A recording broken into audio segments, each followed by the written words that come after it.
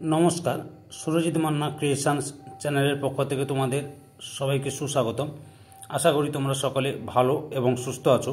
আমি তোমাদের জন্য এই ভিডিওটিতে তুলে ধরছি 2025 সালে ক্লাস 7 তথা সপ্তম শ্রেণীর ছাত্রছাত্রীদের সেকেন্ড ইউনিট টেস্ট তথা দ্বিতীয় পর্যায়ক্রমিক মূল্যায়নের জন্য রায় ও মার্টিন প্রশ্নবিচিত্র থেকে ইতিহাসের একশের প্রশ্নপত্রের সম্পূর্ণ সমাধান করছি।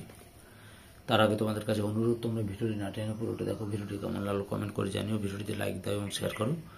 তোমরা আমার এই চ্যানেলের মাধ্যমে দ্বিতীয় পর্যায়ক্রমিক মূল্যায়ন তথা সেকেন্ড ইউনিট টেস্টের জন্য সপ্তম শ্রেণীর রায় ও মার্টিন প্রশ্নবিচিত্র থেকে ইতিহাস, ভূগোল, বাংলা এবং পরিবেশ বিজ্ঞান এই 4টি বিষয়ের সমাধান পাবে। যদি চ্যানেলে নতুন হও তাহলে চ্যানেলটিকে সাবস্ক্রাইব করে চ্যানেলের সঙ্গে যুক্ত হয়ে যাও। আলোচনা শুরু করছি। 269 নম্বর পেজের 3 নম্বর model school Srirampur girls high school, এই স্কুলের প্রশ্নপত্রটি সলভ করছি। পুরো ভিডিওটি লক্ষ্য করো। এর আগে আমি তোমাদের সামনে 1 নম্বর এবং 2 নম্বর মডেল সেট আলোচনা করে দিয়েছি। তোমরা ওই ভিডিওগুলো দেখতে চাইলে আমার চ্যানেলের প্লেলিস্টে গিয়ে দেখে নাও, না হলে এই ভিডিও ডিসক্রিপশনে তার লিঙ্ক দেওয়া আছে, ওখানে ক্লিক করে দেখে নিতে পারো। আলোচনা শুরু করছি। 1 দাগে সঠিক উত্তরটি বেছে নিয়ে লেখো।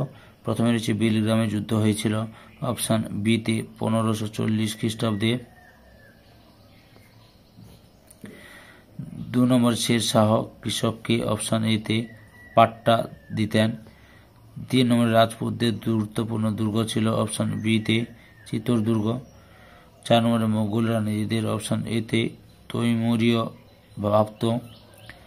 5 নম্বরে বাদশাহ বা পাদশাহ শব্দটি হল অপশান বিতে ফার্সি শব্দ।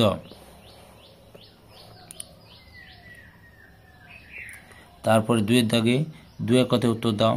প্রথম প্রশ্ন রয়েছে ইবন বতুতা কোন দেশের অধিবাসী ছিলেন? মরক্কো। 2 নম্বরে সিজদা শব্দের অর্থ কি? সাষ্টাঙ্গ প্রণাম বা নতজানু হয়ে প্রণাম করা। 3 নম্বরে পাইবস বলতে কি বোঝায়? লক্ষ্য করো, এই যে পাইবস কথার অর্থ হল সুলতানদের পদযুগল চুম্বন করা। আসলে এগুলি ছিল সুলতানের চূড়ান্ত ক্ষমতার প্রতীক। এই যে আর সিজদা কথার অর্থ হল সুলতানের সামনে নতজানু হওয়া। 4 নম্বরে রয়েছে বাহমনি রাজ্যের রাজধানী কোথায় ছিল? গুলবর্গা। 5 নম্বরে দিল্লির কোন সুলতানকে পাগলা রাজা বলা হতো? মোহাম্মদ বিন তুগলককে।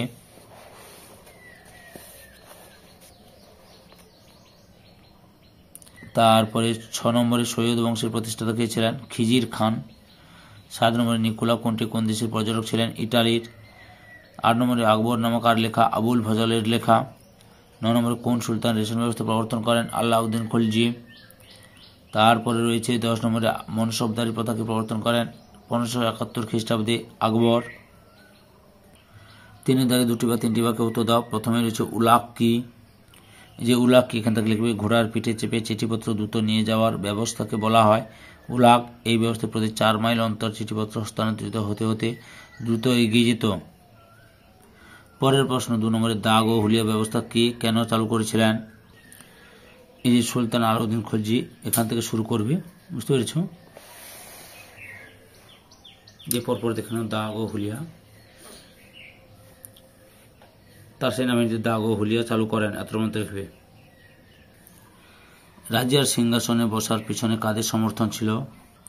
এই যে সুলতান রাজিয়ার সমর্থক ছিলেন দিল্লির সাধারণ লোক, অভিজাত ও সেনাবাহিনী। 4 নম্বরে দিল্লির কোন অঞ্চলকে চাঁদনী চক বলা হয়? অবস্থান এই যে দিল্লির লালকেল্লা, দিল্লির এখান থেকে শুরু করবে দিয়ে স্নানাগার তৈরি করেছিলেন এত মধ্যে লিখবে। 4 দাগে 4টি 5টি বাক্যে উত্তর দাও। প্রথমে রয়েছে টিকা লিখো তুরস্ক দণ্ড। এই যে লক্ষ্য তুরস্ক দণ্ড, তুরস্ক এখান থেকে শুরু করবে, তুরস্ক দণ্ড বলা হতো এত মধ্যে লিখবে।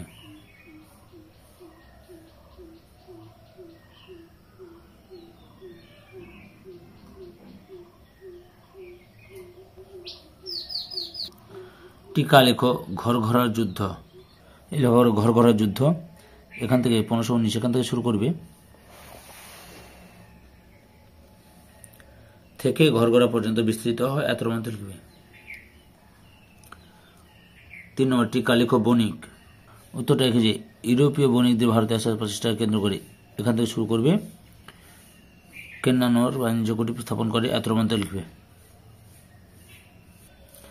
4 নম্বর রয়েছে ইলতুৎমিশের সামনে প্রধান 3টি সমস্যা কি ছিল? যে দিল্লি সুলতানের প্রতিষ্ঠাতা কুতুবউদ্দিন আইবকের মৃত্যুর পর দিল্লি সুলতানি এখান থেকে শুরু করবে। বিদ্রোহ, মোগল আক্রমণ, উত্তরাধিকার বিরোধ, অনুমোদন নিয়েছিলেন, এত পর্যন্ত লিখবে। পরের প্রশ্ন, 12 ভূঁইয়া কাদের বলা হতো, তারা কার বিরুদ্ধে বিদ্রোহ করেছিল? 1906 থেকে 1627, 1605 থেকে 1627 খ্রিস্টাব্দ। এখান থেকে শুরু করো, পর্ব উত্তরটি লিখে নাও।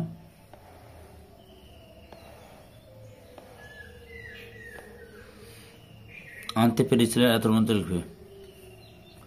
পরের প্রশ্ন 5 থেকে 8-10টি বাক্যে উত্তর দাও। প্রথমে রয়েছে পানিপথের প্রথম যুদ্ধ কত খ্রিস্টাব্দে কাদের মধ্যে হয়েছিল? এই যুদ্ধে বাবরের জয়লাভের কারণ কি ছিল?